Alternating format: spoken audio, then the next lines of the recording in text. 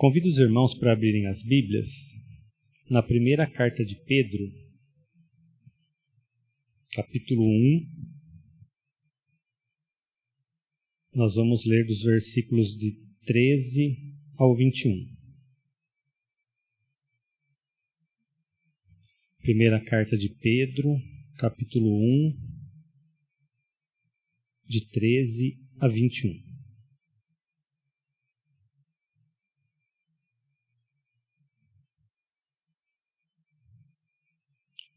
Eu vou ler aqui, peço que os irmãos acompanhem com atenção. 1 Pedro 1, de 13 a 21, diz assim: Por isso, cingindo o vosso entendimento, sede sóbrios e esperai inteiramente na graça que vos está sendo trazida na revelação de Jesus Cristo.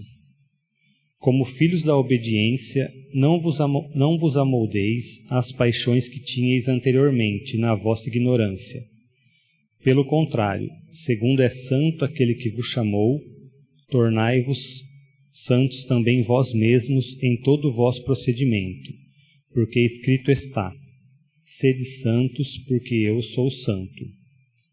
Ora, se invocais como Pai aquele que sem acepção de pessoas julga segundo as obras de cada um, portai-vos com temor durante o tempo da vossa peregrinação, sabendo que não foi mediante coisas corruptíveis, como prata ou ouro, que fostes resgatados do vosso fútil procedimento que vossos pais vos legaram, mas pelo precioso sangue, como de cordeiro sem defeito e sem mácula, o sangue de Cristo, conhecido com efeito antes da fundação do mundo, porém manifestado no fim dos tempos por amor de vós, que por meio dele tendes fé em Deus, o qual o ressuscitou dentre os mortos e lhe deu glória, de sorte que a vossa fé e esperança estejam em Deus. Aqui na primeira carta, Pedro ele endereça essa carta aos eleitos que se encontravam dispersos por várias regiões.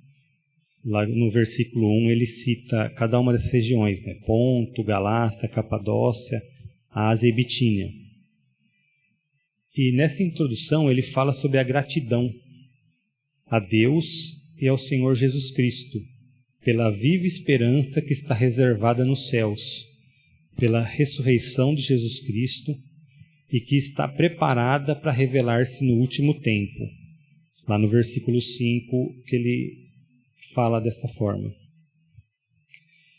Os eleitos ali, os irmãos que estavam dispersos, eles deveriam exultar nisso. E assim como Tiago também fala aos mesmos dispersos, Pedro anima os cristãos a, mesmo que por breve tempo, se fosse necessário passar por várias provações, que eles se animassem nessa esperança do ganha por meio de Cristo.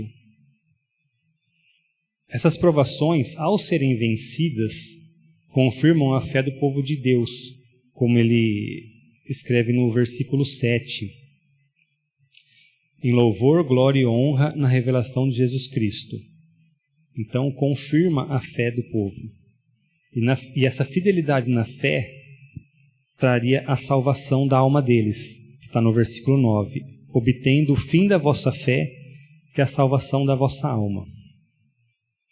Ele ainda fala que essa graça destinada a eles foi profetizada por indicação do próprio Espírito, quando os profetas deram testemunho sobre os sofrimentos referentes a Cristo e sobre as glórias que seguiriam, já no versículo 11.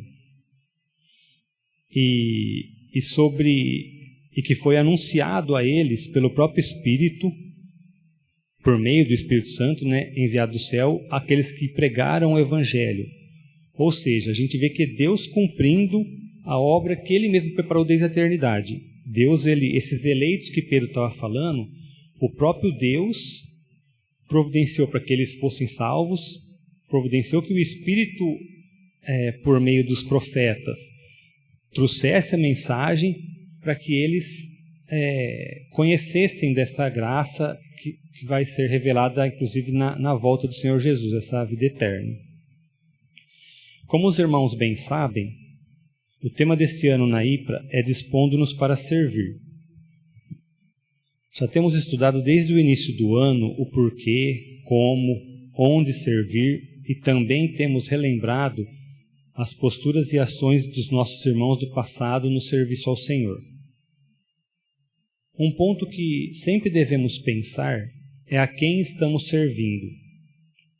E uma das características que chama bastante atenção é a santidade de Deus.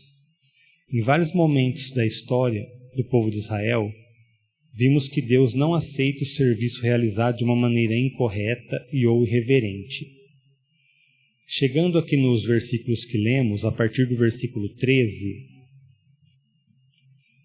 Pedro exorta os irmãos a uma vida de santidade e se utiliza da palavra do próprio Deus, registrada lá em Levítico, capítulo 11, versículos 44 e 45, para motivar esses irmãos. Lá em Levítico 11, 44 e 45, está escrito, esse versículo que está citado aqui como o versículo 16. Sede santos, porque eu sou santo. Ou seja, assim como Deus é santo, o povo que se dispõe a servi-lo também deve ser santo. Pedro vai descrever até a metade do capítulo 3, a partir aqui do versículo 13 do capítulo 1, até a metade do capítulo 3, como deve ser a vida do povo de Deus. Então, o objetivo desse estudo é, a partir desse texto, nos lembrar o que as Escrituras nos ensinam sobre o como viver em santidade, ou vida em santidade. Então, o primeiro tópico aqui está logo no início do versículo 13. Ele fala assim: por isso, cingindo o vosso entendimento. Até aqui, essa primeira parte. A palavra cingir, nesse texto, significa aprontar-se para o trabalho ou para a luta. O que já demonstra que, para termos uma vida santa, precisaremos dispor de algum esforço, de grande esforço e dedicação, preparando o nosso entendimento, a nossa mente. Sabemos que o homem natural não pode fazer nada por si mesmo e depende, num primeiro momento, totalmente da ação de Deus. Como está escrito no capítulo 2 da carta aos Efésios, quando ele fala sobre que pela graça sois salvos mediante a fé, isso não vem de vós, é dom de Deus. Então, nós por nós mesmos não podemos buscar essa santidade se o próprio Deus não nos chamar, nos escolher, nos der a fé para crer. Pedro também diz isso logo no versículo 3. Se a gente voltar uma página aí, ou voltar no início do capítulo, no versículo 3 do capítulo 1, ele diz assim: Bendito Deus e Pai de nosso Senhor Jesus Cristo, que segundo a sua muita misericórdia nos regenerou para uma viva esperança, mediante a ressurreição de Jesus Cristo dentre os mortos. Então é Deus que nos regenera. Então o homem natural não conseguiria fazer nada. Só que essa regeneração não é para todos. Deus escolheu um povo, o qual ele comprou com o precioso sangue de Jesus Cristo. Como escrito sobre a vocação dos santos, lá em 1 Coríntios, Paulo também fala sobre isso, quando ele fala em 1 Coríntios, capítulo 1, a partir do versículo 26, sobre essa vocação dos santos. E no versículo 30 desse capítulo, vamos abrir lá, 1 Coríntios, capítulo 1. Assim a gente lê o contexto, acho que vai ser melhor.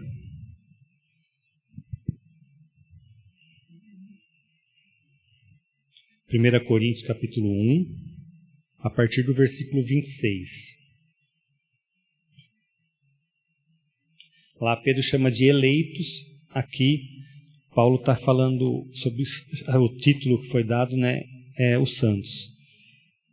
Então ele escreve assim: Irmãos, reparai, pois, na vossa vocação, visto que não foram chamados muitos sábios, segundo a carne, nem muitos poderosos, nem muitos de nobre nascimento.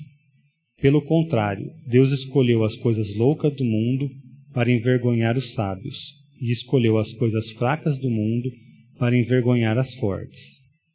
E Deus escolheu as coisas humildes do mundo e as desprezadas e aquelas que não são, para reduzir a nada as que são, a fim de que ninguém se vanglorie na presença de Deus. É aquela mesma ideia, né? O homem, ele não, por mérito dele, ele não consegue fazer nada se Deus não chamar e não fizer.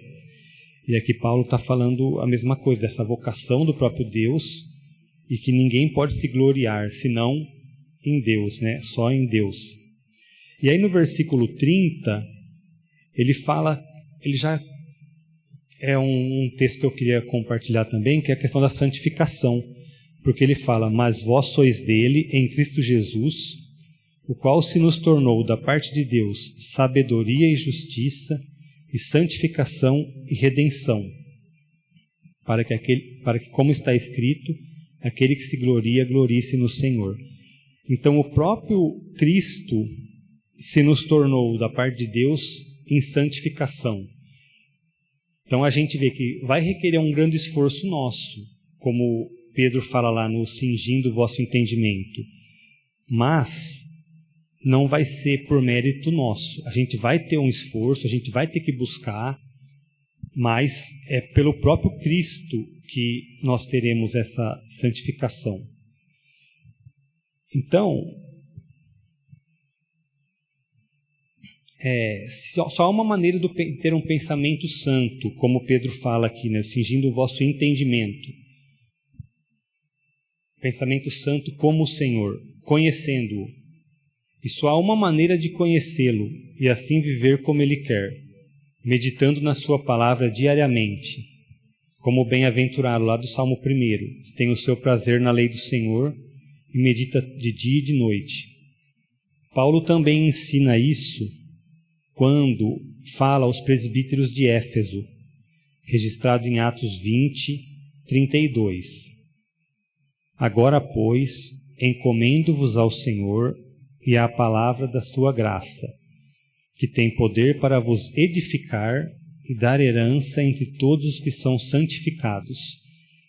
Então, para a gente ter uma vida santa, essa vida como o próprio Deus requer de nós, sermos santos como Ele é santo, a primeira coisa que nós precisamos fazer é modificar o nosso entendimento. Cingir, né? Fortalecer, vestir o nosso entendimento para o trabalho, para a luta. E essa carga, essa base que a gente vai ter só pode vir por meio da palavra. É ela que vai nos dar herança, como ele fala lá em Atos, entre todos os que são santificados. Então, aqueles que são santificados, como nós vimos pelo próprio Cristo, que se nos tornou santificação. Só que esse cingir o entendimento, aqui no próprio versículo 13, tem 2 subpontos aí que a gente pode entender como que é esse cingir o entendimento, como que é essa preparação da nossa mente para ser santos. Na continuação do versículo ele fala: por isso, cingindo o vosso entendimento, sede sóbrios. Então, o que é essa? Então, a sobriedade é uma virtude dos santos. Como dito, a partir do momento que nós somos chamados por Deus, precisamos buscar essa vida de santidade. E a sobriedade é uma das virtudes. O apóstolo Paulo, ele também fala sobre isso quando escreve aos Romanos, no capítulo 12, 2, falando sobre essa questão da mente. Vamos abrir lá, irmãos. Romanos 12, versículo 2. É um texto bastante conhecido, mas que reforça essa ideia de mudança da nossa mente, como Pedro fala aqui. Romanos 12, 2 diz assim: E não vos conformeis com este século, mas transformai-vos pela renovação da vossa mente, para que experimenteis qual seja a boa, agradável e perfeita vontade de Deus. Aqui ele traz até um resultado. A gente vai experimentar qual a boa, agradável e perfeita vontade de Deus. Mas essa transformação da nossa mente vai refletir também a santidade que nós precisamos buscar, que é o próprio Deus, como o próprio Deus exige de nós. Essa nova forma de pensar só pode ser realidade pela união com Cristo, pela sua própria palavra e pelo Espírito Santo que habita em nós. Vamos ver alguns outros textos que reforçam essa ideia dessa mudança do pensamento por esses 3 pontos aqui: a união com Cristo, a palavra e o próprio Espírito. Primeiro, em Romanos, capítulo 6.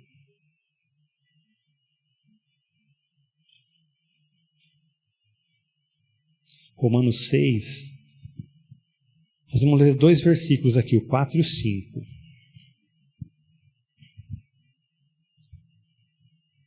Romanos 6, 4 e 5. Fomos, pois, sepultados com ele na morte pelo batismo, para que, como Cristo foi ressuscitado dentre os mortos, pela glória do Pai, assim também andemos nós em novidade de vida. Porque se fomos unidos com ele na semelhança da sua morte, certamente o seremos também na semelhança da sua ressurreição. Então, lá em Pedro, na carta de Pedro, ele fala que nós devemos ser sóbrios, nós vimos ter essa sobriedade. Eu comentei, que essa sobriedade a gente só pode alcançar mudando a nossa mente, buscando na palavra de Deus, e aqui um dos tópicos ali é por Cristo, essa união que nós temos com Cristo, por meio de Cristo, pela sua morte e ressurreição, como Paulo fala aqui. E no final do versículo 4, ele fala, para que andemos em novidade de vida. Essa novidade de vida, podemos pensar da mesma forma que a santidade de vida que Pedro está falando lá, da gente estar mudando a nossa forma de viver. Não mais de acordo com a nossa natureza, mas sim de acordo com a palavra de Deus e essa união com Cristo. Paulo também fala isso na carta aos Filipenses, Filipenses capítulo 3, versículo 10. Dessa união com Cristo. Se a gente vê a partir ali do final do versículo, ou a partir do versículo 8, Filipenses 3, a partir do 8, Paulo está falando contra os falsos mestres, mas no versículo 8 ele fala assim: sim, deveras considero tudo como perda, por causa da sublimidade do conhecimento de Cristo Jesus, meu Senhor, por amor do qual perdi todas as coisas e as considero como refúgio para ganhar a Cristo, e ser achado nele, não tendo justiça própria, que procede de lei, senão a que mediante a fé em Cristo, a justiça que procede de Deus, baseada na fé, para o conhecer e o poder da sua ressurreição, e a comunhão dos seus sofrimentos, conformando-me com ele na sua morte. Então, Paulo, ele também fala, assim como Pedro, que nós devemos nos conformar, com Cristo. E somos unidos com Cristo a partir da sua morte e ressurreição. Então, essa vida de santidade que nós devemos ter, ela começa quando a gente é chamado, eleito, como Pedro fala no começo da carta, e a gente começa a buscar no Senhor e mudar o nosso entendimento. Também pela própria palavra de Deus, é o que vai nos auxiliar nessa mudança, nessa nova forma de pensar. Na oração sacerdotal de Jesus, o Léo até citou aqui também na reunião de oração, lá no capítulo 17 de João, eu anotei 2 versículos aqui. em que o próprio Jesus está falando nesse sentido, da santificação do seu povo por meio da sua palavra. No versículo 17 ele fala: santifica-os na verdade, a tua palavra é a verdade. E depois no versículo 19, ele reforça esse mesmo ponto. E a favor deles eu me santifico a mim mesmo, para que eles também sejam santificados na verdade. Então, tanto na palavra como no próprio Cristo, que ele fala: eu me santifico para que eles também sejam santificados na verdade. Sabemos que o próprio Senhor é a palavra, né? Então, nós somos santificados, teremos essa nova vida, essa nova mente, esse novo entendimento a partir dessa união com Cristo, não por mérito nosso, mas dele, pela sua palavra e também pelo Espírito Santo. Aí, esse ponto do Espírito Santo, para reforçar essa questão, é no capítulo 2 de 2 Tessalonicenses. 2 Tessalonicenses 2.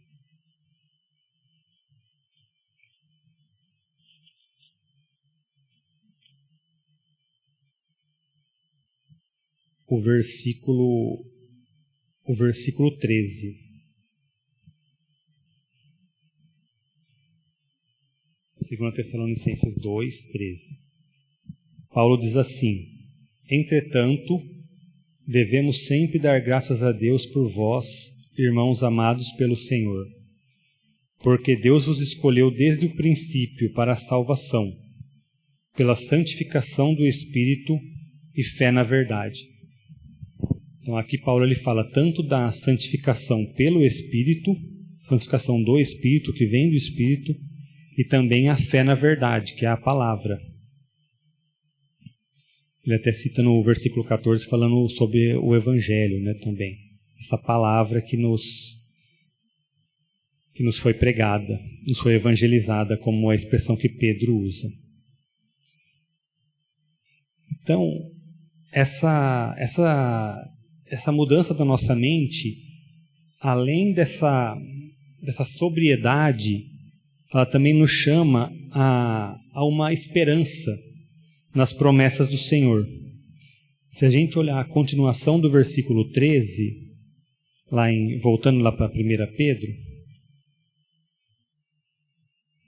Pedro escreve: por isso, cingindo o vosso entendimento, sede sóbrios, e esperai inteiramente na graça que vos está sendo trazida na revelação de Jesus Cristo. Quando ele fala esperai, essa expectativa, né, de esperar o que está vindo, que ele fala, está sendo na graça, que está sendo trazido na revelação de Jesus Cristo, essa revelação, o dia da volta do Senhor, né, quando o Senhor voltará em glória para buscar os seus eleitos. A salvação recebida em Jesus pela graça de Deus não deve conduzir a nós, ou cada crente, cada cristão, a pensar ou dizer: agora estou tranquilo, não preciso fazer mais nada. Sabemos que a salvação é pela graça, mas temos as nossas responsabilidades.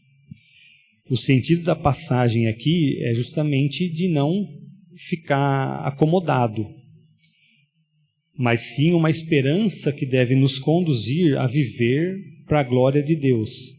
Glória daquele que nos chamou das trevas para a sua maravilhosa luz, vivendo em todas as áreas e momentos da nossa vida,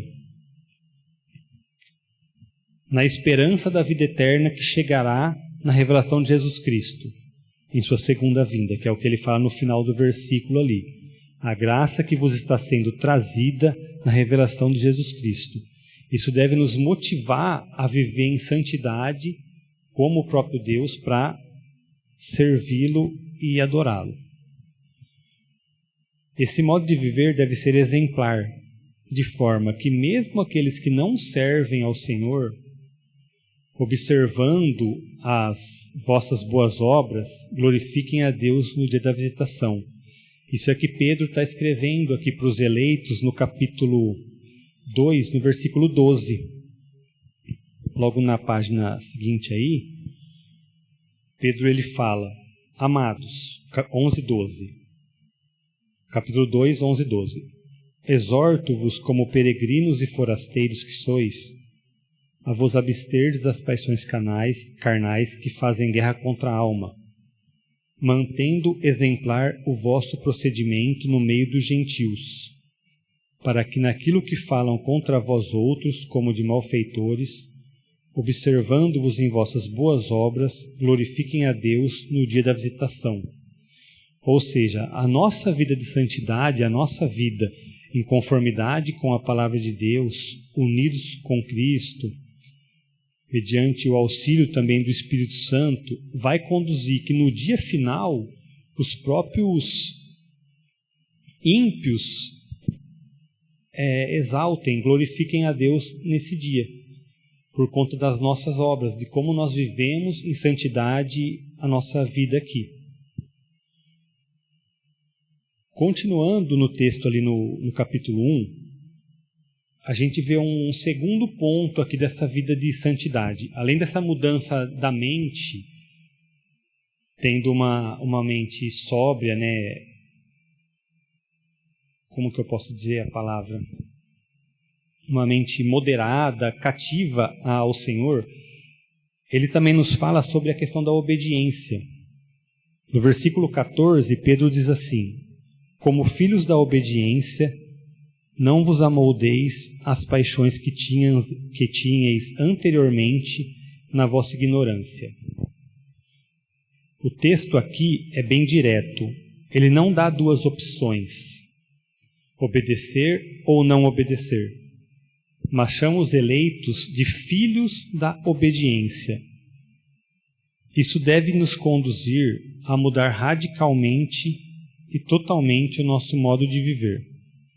Ou seja, além de mudar a nossa forma de pensar, como vimos no primeiro ponto, precisamos modificar também a nossa forma de agir. Pedro descreve o que não fazer e o que fazer para ter uma vida santa em obediência a Deus. Ainda que no versículo 14 mesmo, ele diz: não vos amoldeis às paixões que tinhas anteriormente na vossa ignorância. Então é preciso mudar, temos a responsabilidade de não viver da mesma forma que vivíamos antes do Senhor nos chamar. Sabemos que o pecado habita em nós, mas ele não terá mais domínio sobre nós, sobre a nossa vida. Pois o nosso velho homem foi crucificado com Cristo. Esse velho homem foi crucificado com todas as suas paixões e desejos. Podemos ver esse ensino em outras passagens da Escritura. Eu convido os irmãos a abrirem Romanos novamente, no mesmo capítulo 6, mas agora nós vamos ver outros 2 versículos. Romanos 6, versículo 6 primeiro, que é uma continuação do que a gente estava lendo no primeiro ponto. Ele fala, Romanos 6:6. Sabendo isto, que foi crucificado com ele o nosso velho homem, para que o corpo do pecado seja destruído e não sirvamos o pecado como escravos. Então, ali Pedro fala para a gente não mais viver com as paixões que tínhamos anteriormente na vossa ignorância. Aqui Paulo, ele fala que que o nosso velho homem foi crucificado com Cristo, para que o corpo do pecado seja destruído e não sirvamos mais o pecado como escravos. Então a gente tem o pecado em nós, faz parte da nossa natureza, mas ele não nos domina mais. Isso é o que Paulo fala, completa a ideia no versículo 14 de Romanos 6. Porque o pecado não terá domínio sobre vós, pois não estáis debaixo da lei, e sim da graça. Então, ainda que na nossa natureza o pecado faça parte, ele não nos domina mais. Essa vida de santidade tem que ser refletida dessa forma, a gente não mais vivendo como a gente vivia antes do Senhor. Gálatas 5, quando fala sobre o fruto do Espírito, ele também vai falar sobre essa ideia de que nós não somos mais dominados, né? Gálatas 5, 24.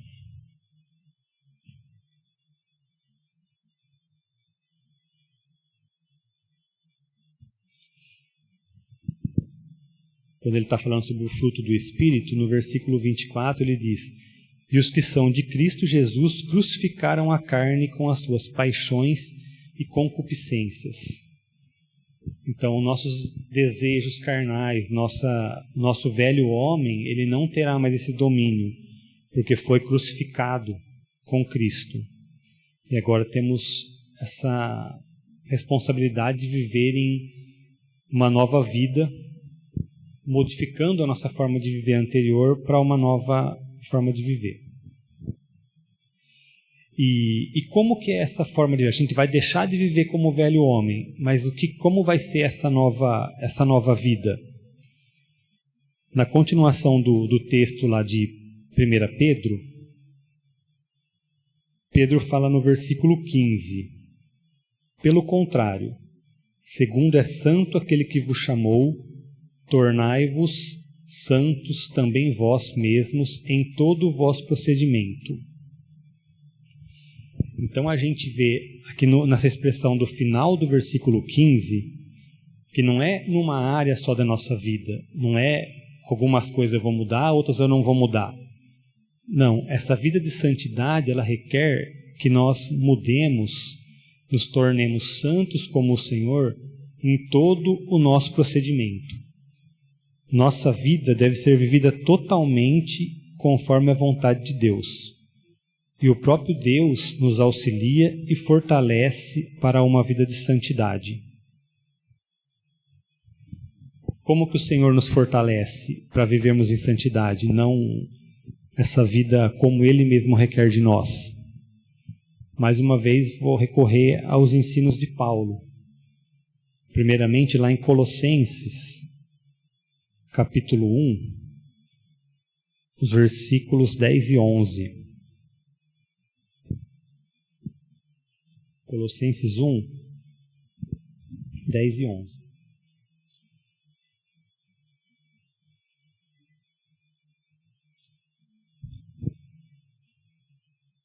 A fim de viverdes de modo digno do Senhor, para o seu inteiro agrado, frutificando em toda boa obra e crescendo no pleno conhecimento de Deus, sendo fortalecidos com todo o poder segundo a força da sua glória, em toda a perseverança e longanimidade, com alegria, dando graças ao Pai que vos fez idôneos à parte que vos cabe da herança dos santos na luz. Pedro fala no versículo 16 que deve ser em todo o vosso procedimento. E aqui Paulo, no versículo 10, ele fala, a fim de viverdes de modo digno do Senhor para o seu inteiro agrado. Então, para Deus se agradar inteiramente de nós, todo o nosso procedimento tem que ser santo. Uma coisa que o que Paulo está dizendo está complementando a ideia de Pedro lá sobre essa questão da totalidade do nosso viver segundo o próprio Deus. E ainda em Efésios 3, 16 a 19, como que o Senhor Deus, como que o próprio Deus nos auxilia nessa vida de santidade. Efésios 3, de 16 a 19.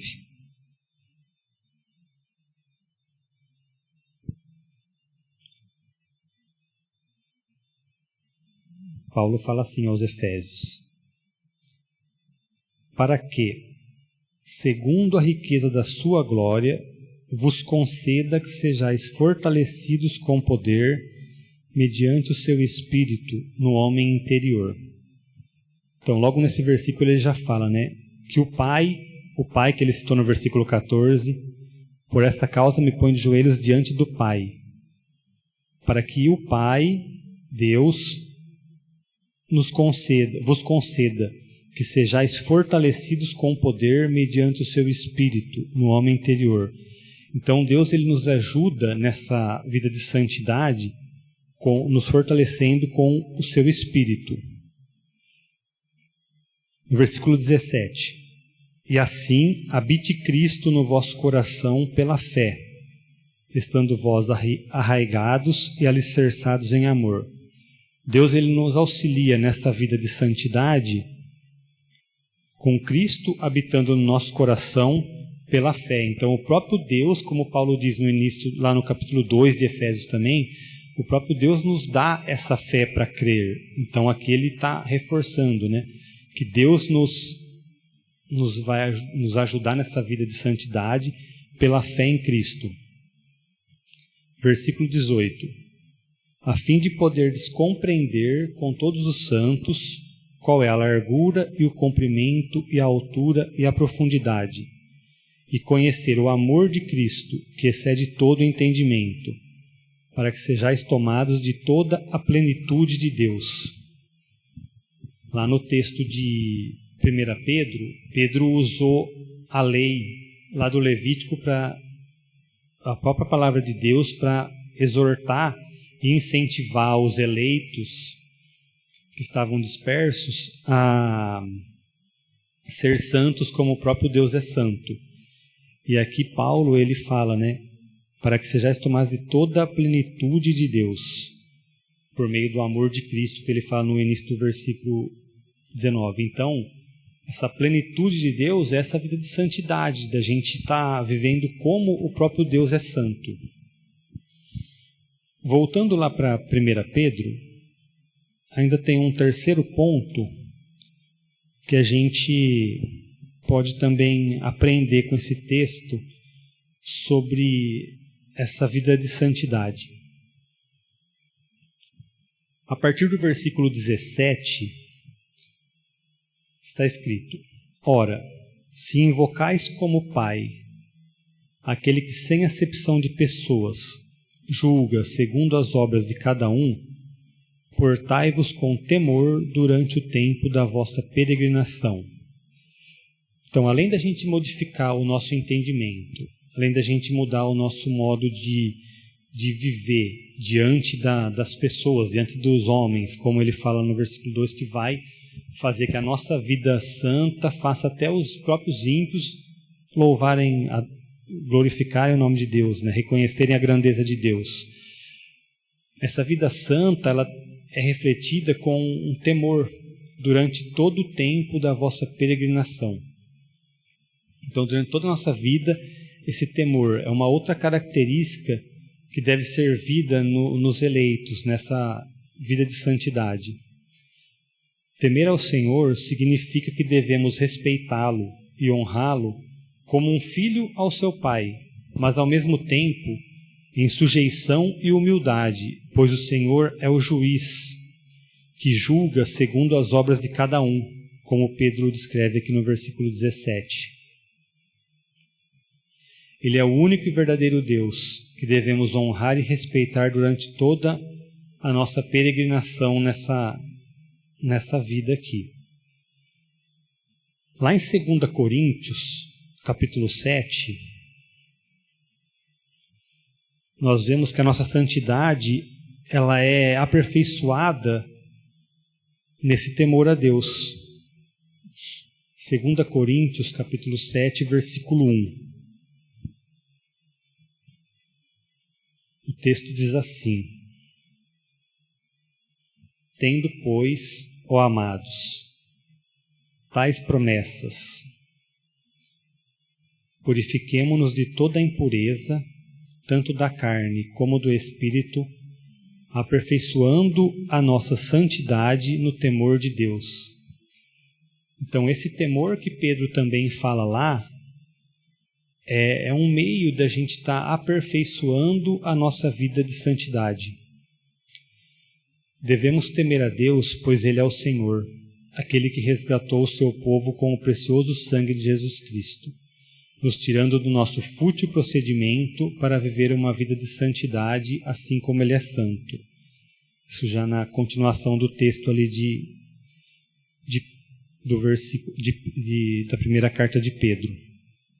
No versículo 18, Pedro diz assim: sabendo que não foi mediante coisas corruptíveis, como prata ou ouro, que fostes resgatados do vosso fútil procedimento, que vossos pais vos legaram, mas pelo precioso sangue, como de cordeiro sem defeito e sem mácula, o sangue de Cristo.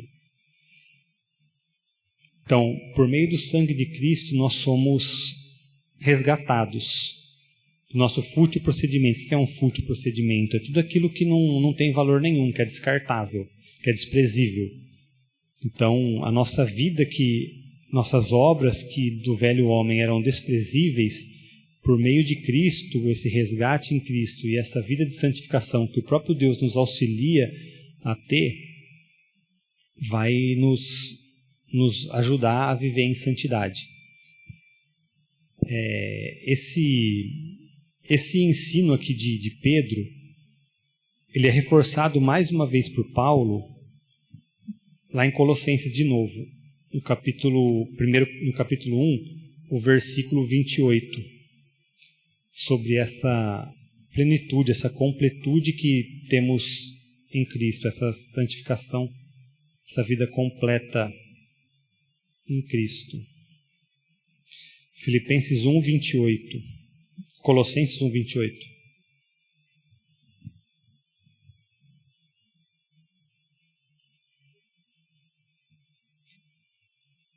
O versículo 27, Paulo está falando sobre a questão da pregação do Evangelho, né, o ministério do Evangelho que ele tem. Aí no final, no versículo 27, ele fala: aos quais Deus quis dar a conhecer qual seja a riqueza da glória deste mistério entre os gentios, isto é, Cristo em vós, a esperança da glória, o qual nós anunciamos, advertindo a todo homem e ensinando a todo homem em toda sabedoria, a fim de que apresentemos todo homem perfeito em Cristo. Então, Deus é um Deus santo, Ele requer de nós santidade como Ele é santo, e aqui o texto de Paulo aos Colossenses fala todo homem perfeitos em Cristo, que é o próprio Deus. Então essa vida de santidade é uma vida perfeita diante de Deus. Em Hebreus 12, 14, Paulo, o escritor aos Hebreus, ele fala, né, que devemos buscar essa santificação também, porque sem santificação ninguém verá o Senhor. Então, o que Pedro está falando para os eleitos aqui na sua primeira carta, dessa importância de mudar a forma de pensar, mudar a forma de viver, temer a Deus, esse respeito, essa reverência a Deus, sabendo que Ele vai julgar segundo o viver de cada um. E o escritor aos Hebreus reforça, né, que sem santificação ninguém verá o Senhor. Então, dessa importância do que Pedro está falando aqui, da gente buscar essa santificação, viver em santidade como o próprio Deus é santo. Devemos toda honra e respeito a Deus, pois Ele nos ama e preparou a remissão do seu povo antes da fundação do mundo. Isso Pedro está falando aqui ainda no final do texto que nós lemos, no versículo 20. Ele fala ali no versículo 19, né, que mas pelo seu precioso sangue, como de cordeiro sem defeito e sem mácula, o sangue de Cristo, conhecido com efeito, antes da fundação do mundo, porém manifestado no fim dos tempos por amor de vós. Então foi antes da fundação do mundo que Deus já preparou essa redenção, essa eleição para o seu povo. E que essa é a fé e a esperança que nós devemos ter. Versículo 21. Que por meio dele tendes fé em Deus, o qual o ressuscitou dentre os mortos e lhe deu glória, de sorte que a vossa fé e esperança estejam em Deus. Então, chegando ao final aqui do nosso texto, concluindo, somos chamados a uma vida de santidade, onde as nossas mentes, cingindo o nosso entendimento, com sobriedade, com a palavra de Deus, com essa esperança e fé em Deus, modificando nossas ações em obediência, deixando de viver como o velho homem, ainda que a nossa natureza tenha o pecado, mas não deixando que o pecado nos domine, não sendo dominados por ele, mas sim vivendo uma vida correta em todo o nosso procedimento, como Pedro diz ali no versículo 15, que isso demonstre o temor que temos a Deus, essa reverência que temos a Deus, que é o nosso Pai, mas que também é o juiz, que julgará segundo as nossas obras. O Senhor que nos resgatou com o precioso sangue de Cristo e que por meio dele, nos dá fé e esperança no próprio Deus, em Deus. Por isso, como o Senhor disse também lá em Levítico, numa outra passagem também, no capítulo 19, versículo 2. Assim disse o Senhor: santos sereis, porque eu, o Senhor vosso Deus, sou santo. Que Deus nos abençoe e nos ajude a buscar essa vida de santidade, essa disciplina de buscar sempre na palavra, conhecer mais, para que, tanto pela palavra do Senhor, como pelo seu Espírito, e por essa união que temos com Cristo, pelo que Ele fez por nós, possamos realmente ser santos como o nosso Deus. Amém, irmãos?